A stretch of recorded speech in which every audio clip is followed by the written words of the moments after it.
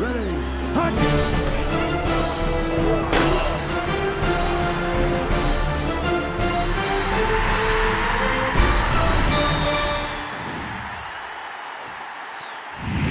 Like always, anxious to get started with our players, get out on the field here today and start spring ball. To me, it's one of my more fun times of the year, exciting times of the year when you get a chance to go out and start working football again with the guys, with the new team, younger guys coming up ready to play. So it's an exciting time. I think they really have a lot of anticipation for it as well. Starting a little bit earlier this year, my goal was to have 6 practices and 1 major scrimmage in before spring break. Several reasons for that. Getting a chance to spread the practices out more, and if you get an ankle injury or some type of slight injury that might sideline a guy for a week, by the time they go on break and get back, there's about 10, 11 days before we're on the field again, so you don't miss as much time with them either. So anyway, that's our plan. We'll go out the first 2 days in just helmets here this afternoon and Wednesday, and then work from there. So the guys have done a great job here through the winter. I'm really excited about what they've done in the weight room, the way they've trained and run and conditioning, and so from there we're just excited to get them back on the field and start working some football. Bob, at wide receiver, has Jazz been cleared to do it? Jazz has been cleared for the last probably 3 weeks and has really gotten back to full strength and looks good, and so he's cleared to go, and then in all likelihood we're set to, I think, have a procedure at the end of spring that will sideline him just for probably 3 weeks. That's a position you don't have a lot of depth in spring, but that helps a lot, doesn't Well, it? it helps him in his development, being able to get out there with Landry in the spring and with all of those guys. Does he have any restrictions like contact or anything? No. Let's talk about your big concerns getting this team ready for 2012. I don't have any big concerns. It's just like every year. It's never going to change. Players graduate, players leave early, and you got other guys that you've been working with and developing ready to play. So, so I'm excited about what the potential is. So we'll just see. Concerns are everything. I want to see everybody get better. I want even guys that have played. At this level of football, players, by the time they're sophomores, juniors, they ought to be better. Junior to senior year, they should take strides. And so that's what we're after, is more development, not just what, everyone focuses on where you lost guys. I want to see even guys that were here a year ago play better, and work to make improvement. Sorry, in that vein, is this a big spring for a guy like Kenny Stills, who, the way the season ended for him last year, and he needed a little more consistency? Well, I wouldn't single out Kenny. I would single out everybody. Everybody can make improvement, and that's what I just said to guys. This time of year, that's what you're working on. What are you looking for specifically out of Kenny? And I'm writing about Kenny. I like you asking. So. Well, just again, more improvement in every area, leadership to route running, to catching the football, to But I am for everybody. All those receivers need to do that. You look at your receivers as a whole, kind of going back to last year without Ryan and the way things went offensively. What can you do in the spring to get Landry more comfortable with those guys, especially a new guy right off the bat like Trey McGuire? What can you do? You can practice. executing route running, catching the football, timing, precision in what you're trying to do. Working your offense. And that's what we'll be trying to do from the start today all through. Can you elaborate a little bit on Trey, though? Thought you had him a year ago, come in here and now gets the spring to get his running stuff and start going into fall. Yeah, it's been exciting too, just how hard he's worked. Again, a lot of young guys when they first get here, have a hard time maybe handling the pace of everything, and he has been, he has really handled it well. Really been exciting to watch how he's worked and how competitive he's been, how the work ethic and the physical ability to handle it all, the strength, the running, all of it. So that's exciting, and So he'll definitely, we'll look for him to make a big jump here, out on the field with the other guys. What about the competition at that position with a guy like Courtney coming in the summer, and Trey obviously, And several other guys. Yeah, sure. Yeah, well, that's what you want. Well, as many receivers as we like to play and as fast as sometimes as we play, we need to play six receivers and at least. So hopefully they'll make, improvement and consistency and doing the things we need to, that we can play that many. Bob, at tight end, it's a brand new, a position with brand new guys in it this spring. Can you talk about the urgency there, if it somewhat with the new guys coming in? Well, again, they'll get a lot of snaps. Taylor McNamara and Brandon Green, the two new tight ends, they've had a really good winter, and that's that shows you a lot. So now we get them out there on the field and get them learning. So it'll and executing and playing well. So I believe in 15 practices they'll have a chance to get a lot of work done and make a lot of improvement. For the guys, the receiver, tight end, the new guys, is it more mental or physical they have to adjust to? I think it's always both. I mean, I think both are challenging. When you look at Blake Bell last year and running the Belldozer so much, when he threw the ball, obviously you would have liked to seen him throw it better out of that formation. Is it a lot different for a quarterback throwing out of that formation than just your regular offense? Well, it is, because usually people are just playing your head up man-to-man without any free safeties and without any help back there, because you need the extra people to stop the run game. So it's definitely different. But to be quite honest with you, if I'm going to throw the ball on 4th and a half a yard, I'm going to leave Landry in there to throw it. I mean, that's, that isn't going to change. The whole issue is even if they have the extra guy and he's on the other side of the formation to come get him, you're going to get that yard more than you're not. And unfortunately, that's how it worked for us.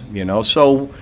If it's something that evolves to more than that, we'll see. But and we do have great faith in Blake throwing the football. We would never have signed him if we didn't, really like how he throws the ball. So he'll continue to develop as a quarterback in the other ways outside of that package, and he's doing a great job with it. He and Drew.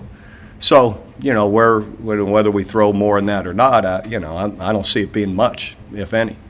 Talk about the impact of having Landry Jones coming back, your record-setting quarterback. He makes a great impact. He's a tremendous leader.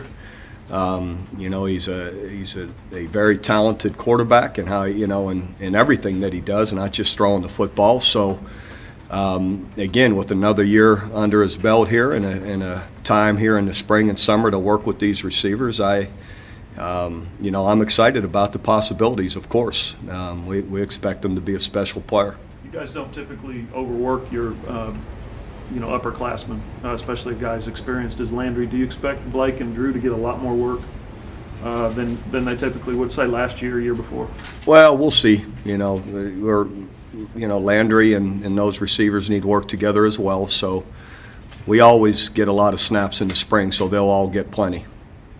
The Blake Bell package, the Belldozer, you threw it in on the fly. Now that you had a little time to go back and look at, worked about as good as you could hope. How much can you expand out of it? Well, don't discredit us too much. When you threw it in on the fly, there was a lot of thought into what we were doing with it. You don't just throw it out there on 3rd and 1, 4th and 1, or goal line when you got to score or pick up the first down. So, but it was a mid-season thing.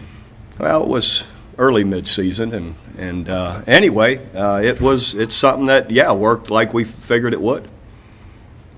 I can't say that I'm surprised about. No, I guess how much more can you expand, or have you pretty much filled what we saw? There's a lot you can keep doing with it. Is there a place at which you wouldn't want it to go? I mean, I'm sure you would cringe at somebody terming OU as a dual quarterback team, but he got a lot of snaps. It's anything but. Well, but he got a lot of snaps. If he gets even more, I guess what I'm saying is, how far can you take it? Not much different than what we did. I didn't feel I wouldn't categorize it at all as a lot of snaps. Okay.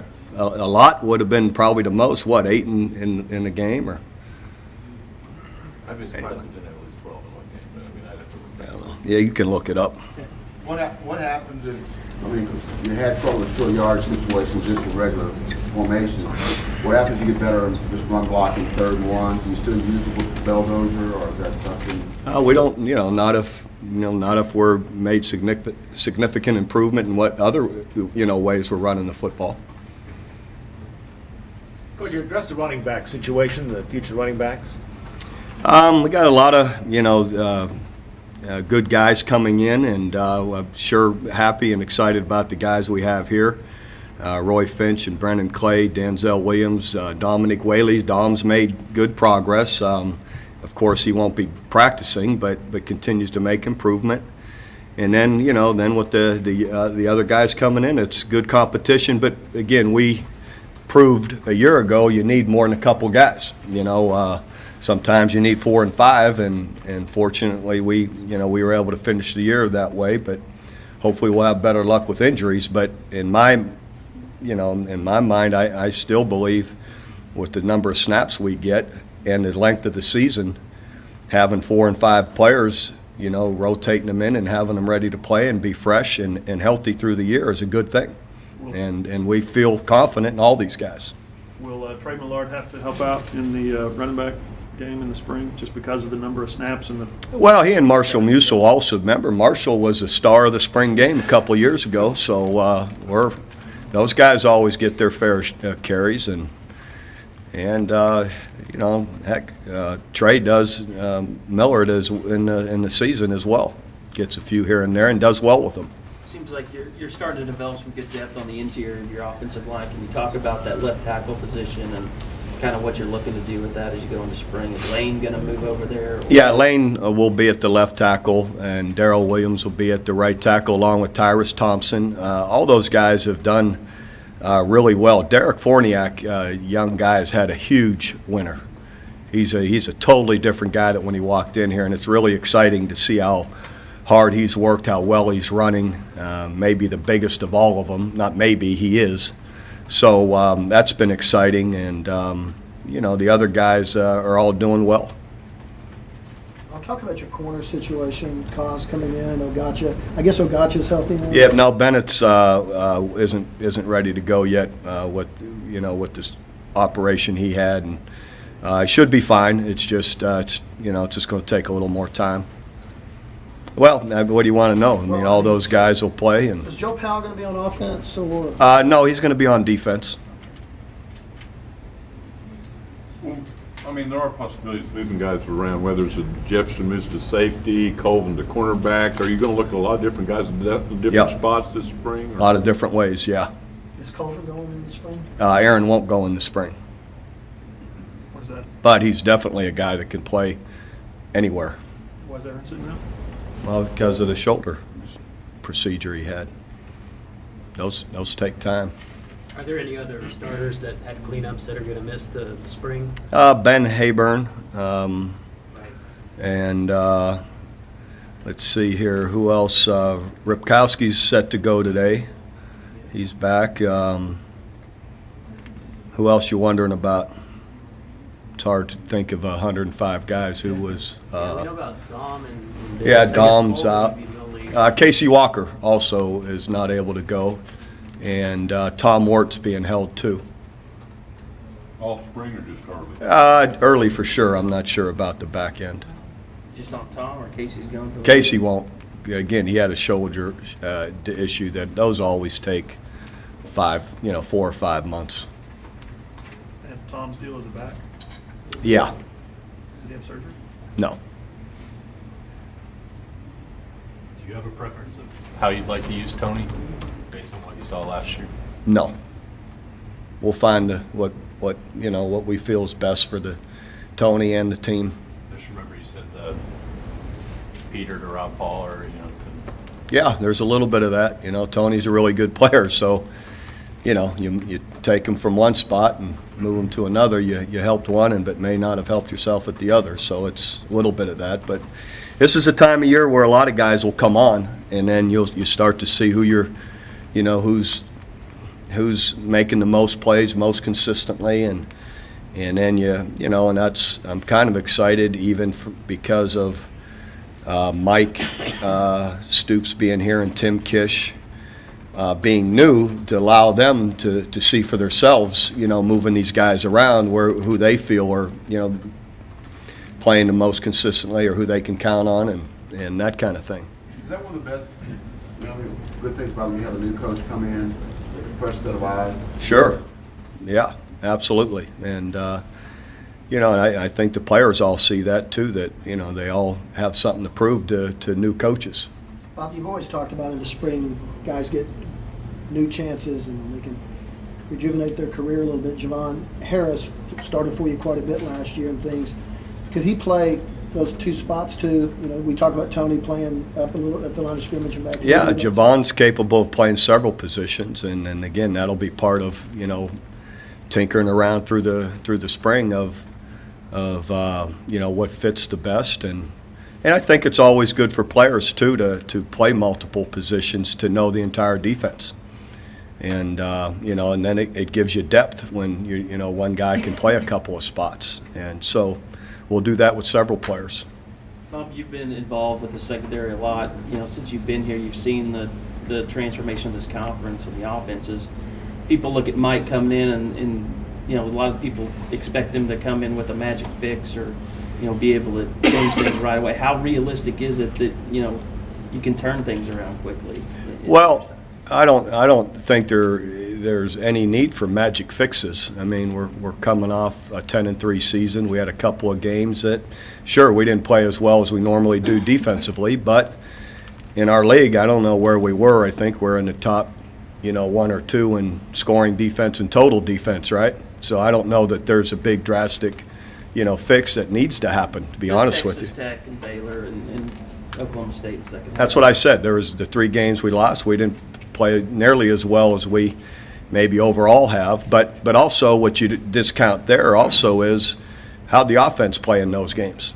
How many 3-and-outs, how many turnovers, how, all of that. So as a team, I think we really helped each other lose those games, and give the other team credit. But so in the end, I think players still make plays. I think players still win the game.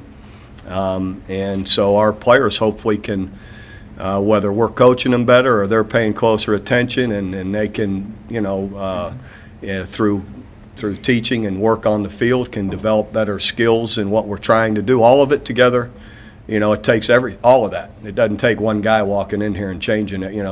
It's going to take everybody. So and, it sounds like you're saying his impact could be that maybe he could reach guys, on a coach-player level. I'm not saying any of that because that discounts what other guys here have done. I'm just saying overall, as a team, hopefully we can play better in 3 games, and hopefully, in those games, defensively, we can not have the breakdowns that we had. And but players ultimately, have a hand in that as well. You can coach all you want, and if a guy's not capable of doing it, then he's not capable of doing it. So a lot of it all has to work together. Think it's going to be a little strange going out on the practice field with him there today? No, heck, we've been on the practice fields together forever. Played together, and then, of course, coached together at Kansas State, coached together here. Well, you don't forget that quick. So. What about, do you think it'll be strange not having Brent? And will you also be looking for something in particular out of Tim because you've not seen him work before? I know what Tim's, how hard he works, how bright he is, how he relates to players. So, no, I'm not looking for anything other than him doing what he does. And Tim's been an excellent coach for a long time. And again, he and Mike speak the same language, which has made it, really positive. So, missing Brent, sure. We've been around each other a long time, but that's life. I talk about that very little stays the same forever. Do you feel that Mike's presence changes you in any way or changes your dynamic? I mean, well, I guess I'll just leave it there. Does it change you at all? I'm feeling a little insecure. His picture was on the paper the other day and not mine. So. How big a spring is it? I mean, you lost both your ends, defensive ends last year, and you got Chaz Nelson coming in, but you got some guys like Gino Grissom and others who kind of thought might play early but didn't really play last year. I think it's going to be a good group, though. R.J. Washington's had a great winter. It's really really stepped up in leadership and what he's doing. That's been a real positive. Chuka, is it Engile? Am I saying it right? I always struggle, but Chuka has had a great winter. And really, by the end of the year last year, we were excited about his progress on the field. So, David King's an excellent player. Gino Grissom continues to look good. And so those guys are, and then Chaz has really been great in the winter. Again, when they can come in and, and work like he has, he's gonna help too. So I think we're gonna be in good shape. Do you tinker with the scheme at all, or you just plug in Mike and it's just a new set of eyes? Well, you always tinker a little bit, but we'll be, very similar to what we've been doing. So. What do you want to see out of Landry in this last year? Have you guys talked about that, just sort of evaluating where he is? I know Coach Heupel has, and in the end, I think it's in this game. It isn't what can Landry do. It's what can everybody do. More precision in everything that we're doing, but he can't do that alone. He's always been an excellent leader, but I think just he working with the receivers and being very precise and route running, catching, timing. Running the offense, and Landry, again, I don't believe can do it on his own. It has to be everybody. And then, and then of course, as you go through, just reads and taking care of the football, that you're not putting it in harm's way. You've started freshman quarterbacks, veteran quarterbacks. What kind of advantage is it for you guys to have a 4-year starter at quarterback? That seems to be kind of rare in college football. I believe it's a great advantage. Just the leadership, the poise, the being able to hopefully avoid the really poor plays that put you in bad position with turnovers, and then hopefully just there's increased precision in execution. And that's what you usually get, with a more mature and experienced quarterback. You mentioned a few who've had great winners. Is there anybody else that has just stood out and you can't wait to see him get on the field here this year? There's been a lot of guys. I don't know. Michael Honeycutt's looks stronger and has worked really hard, and I'm excited about him. And I don't know. It's been a good winter for a lot of guys. So it just no need to go through the whole list of guys. What do you think of the new kickoff rules? I like it, the new kickoff rule. I think it's a good thing. Anything to avoid those huge and major collisions, is a positive. I like it both ways. The kicking off from the 35, but also like the touchback that you get it out to the 25. Again, encouraging you more and more. Look, if you don't have a good go at it, take a knee and take it on the 25. So I think it's positive, and I think will eliminate some big injuries that happen to everybody. Just curious if you guys are considering any alterations to special teams duties, like a special teams coach. I have a special teams coordinator. I always have. Coach Wright's our special team coordinator. And I don't know why people think we don't have one, but we do. Does he oversee all the units, or does he parse Yes. it out and everybody does their own? Well, he's responsible for them all ultimately, but we do have different, all our coaches work them, so we have 3 or 4 people on every one, He's been doing just like everybody else. since Chris left. Did Bobby Jack take over when Chris Wilson? Yep. Bob, can you talk about kind of Kendall Thompson and his Unless you preparation? can allow me to have 10 assistant coaches instead of 9. Would that be your 10? Yeah, sure it would. Go ahead, I'm sorry. Kendall Thompson, I know for young guys it's tough for them to get reps during the season, and even last spring I guess he didn't really get to do much in major scrimmages. Will that kind of change for him where you get to see more? Yeah, definitely. Yeah, and Kendall's worked well and looks good out there, and and what he's running around. I've been able to see him throwing, this time of year, but he's worked, really hard and well. So, yeah, we are anxious to see him, throwing the football out there and doing more. Coach Bill already talked about Oklahoma's the early Big 12 favorite, being a top 10 team. Again, usual thing, this team has that kind of capability. I didn't realize that. Yeah. So, yeah, well, we got some major overhauls, remember, we've got to do, so we're going to start working on them today. Does it feel like that really? Because with Landry coming back, there's a sense of, here we go again, one more run at it with Landry. But does it feel like more a rebuilding season for you? Oh, Does it all feel that way? it always feels that way this time of year because you're always losing guys, and you know how much work you've got to do to bring guys along. But I'm never alarmed about it because I always feel we have young players coming up and guys that haven't quite played as much that are now ready to have a bigger impact, and it's for the most part worked that way. So we'll get out there and start working them. What are your thoughts on the new Big 12? It's official now. West Virginia's in, all that. Just people going all the way to the East Coast play them, and I mean East Coast. Yeah. I grew up in Youngstown, about an hour from West Virginia, and they never called, and no one's ever called it East Coast. It's a long trip, though. But Huh? For us, it's East Coast. For you guys, yeah.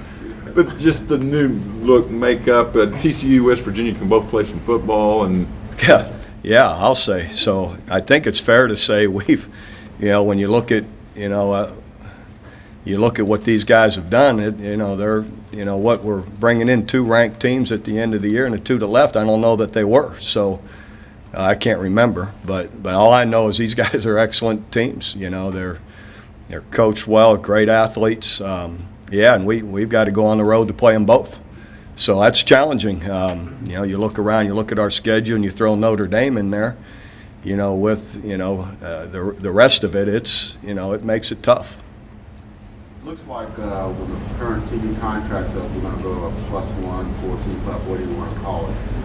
You like that? Yeah, I think it's a good idea. I always say, as long as we know the rules ahead of time, that's fine. I think it's a positive to, you're talking about the 4-team, and then 4-team playoff. Hopefully, I don't know how they'll do it, but hopefully, the bowls can trade those. I don't know how they'll do it. I think that's 4 really good teams. Obviously, you don't want out of the BCS bowls. I don't know if there's a chance to keep them, rotate those 2 games between the 4 BCS bowls or something like that. You would like to see, because otherwise I'd hate to see those BCS bowls be hurting anyway, because they're amazing experiences. But they'll work through that. So I'm for it. I think it's a pretty good idea. How did you feel about going on the road for the opener? Just the nature of It's just the way the whole scheduling, a big hurdle for us and problem was that TCU, we were all set to play them and Notre Dame, and go to TCU was a non-conference game. Then that date is moved from September to a conference game and later in the year, so it's we didn't have much choice, than to have to, to find a game and not to have another 1AA in any way. It's about all we could do, go to UTEP, and at least it's a place we've been before, playing, not long ago there in the Sun Bowl and all, and Coach Price has done an excellent job there. They're, a good program, and so it was just really about all we had, I know that it was brought up about Florida State, but, they didn't seem to want to come here. So, so we didn't need to go there again, did we? I mean, we already got Notre Dame. So They want you to go there? sure. Yeah, but and we might have entertained it if they wanted to come here first game, but Do you know if you'll have any control, or if the program would have much control over what time of day you play? And did you get tired of so many night games last season? hopefully there'll be some regulation on that. We did, I think. I don't think it played to our advantage whatsoever to have so many late night games, or to, to come back from Kansas and to get in at 3, 4 in the morning.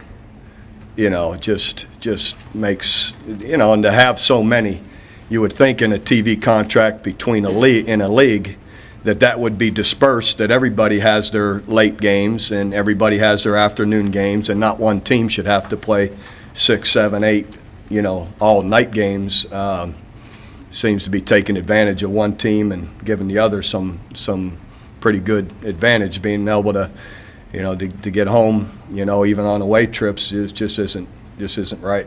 Any advantage or disadvantage of playing Notre Dame so late, non-conference, stepping out of the conference? Just, you know what, that was just something that was scheduled, maybe 8-10 years ago when we were a different Big 12, and, just doesn't much matter. I don't see advantage, disadvantage of it anyway, one way or another, other than, just the early September schedule. You don't have the attractiveness of having it then, which, that would be great, but hey, we're still going to play them. What about having 2 byes in September? It's just, again, I've talked about TCU moving from one of those dates to later, because that's how the conference. We didn't have any control of it. That's just between Joe. I thought Joe did a great job working it as well as he did to get where we're at. I really did. I thought he did a marvelous job. I know it's unusual, but again, understand Notre Dame's not in September like most of our non-conference. TCU got moved from a non-conference game in September to there, so this is the best we could do, and I think he did a great job, and I like how it sets up, really. Bob, you fielded a lot more phone calls after the way some of you guys performed at the Combine. Yeah, some. Not yet. I'll get more here in the next week, I'm sure. But I was happy. It seemed as that you're referring to most of them really did pretty well. It doesn't surprise me. I'm proud of all those guys, and I figured, most of them would test well. So I'm just hopeful they'll all, land in good spots, and get picked. The higher the better, always.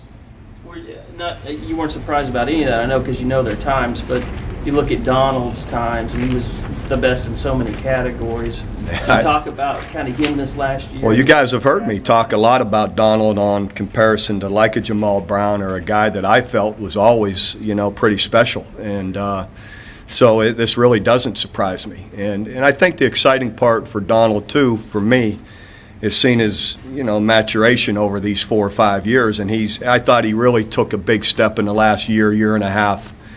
And I think he'll do well as a pro, now that, that he's taken all those steps, and he's obviously talent-wise a special guy. But he's a guy that went through that suspension in 2009. Is he just a totally changed person? Yeah, that's partly what I'm talking about. Yeah, he's just, he's really become a hard worker, a leader. In the last year and a half, he's really, been pretty special in how he's played, but his whole attitude about everything. And it's not uncommon with a lot of guys. Some guys, just figure it out for the better a little earlier than others. And not that there was anything alarming at all about him. It's just little by little he made improvements that have really stuck out now. I guess you were surprised when you saw Travis's 40 time, weren't you? Yes and no. We see a lot of our guys, so very little surprises us. But he's not a 4.89 guy. Well, again, I don't know the conditions. I don't know what he's done since he left here. I can't speak to all of that. Is it good to know you have a fallback career in golf? Should the coaching thing not work? Yeah, if coaching goes bad, I just pick up some tournament golf, and no, I don't think I'd have much chance there. But I did enjoy it. I thought it was an awesome experience. A lot of fun. And proud of Hunter. I think Hunter continues to do well, Hunter Haas, and hopefully he'll keep moving up the money list. Great appreciation when you're watching tournament now, watching those guys, pro guys, what they're doing, walking the course, everything. I found it easier walking than having the music blaring and your buddy in your ear. It was just a lot. And they'll tell you that. Now that I didn't realize, I was talking to Jimmy Vickers out at a function we had in California, just a fundraiser a week ago, and Jimmy said that you people don't realize that you walk and you're thinking about your next shot and all that. You do play better. So anyway, it sure worked for me in the last couple of days, and it didn't work for anything the first couple of days, but the last couple I got it figured out. What was your favorite hole of all? I guess you played 3 courses. What sticks with you the most? 17 at Pebble Beach. The last day on Sunday, all the guys are reading their, what do I want to hit, looking at the slope of the green, and all the crowds around, and I was just standing there talking to everybody, and I said, hey, I don't have to do that. My caddy tells me what I got to do. So he tells me hit it to the middle of the green and hit my 7 metal, which, was about 190 carry over the bunkers, and the wind was kind of coming off the water, so I hit it dead middle of the green. And the people were cheering, and I kind of tipped my hat, laugh about that every time I do it. But and then the people on the green start going crazy. And my caddy's yelling at me, it's going in, it's going in. And the ball is literally 6 inches from going in the hole. So that would have been my first hole in one. I didn't see, is that where it came to rest, or did it? Yeah, that's where it came to rest. It came off a bank and was heading dead left. The pin was way left.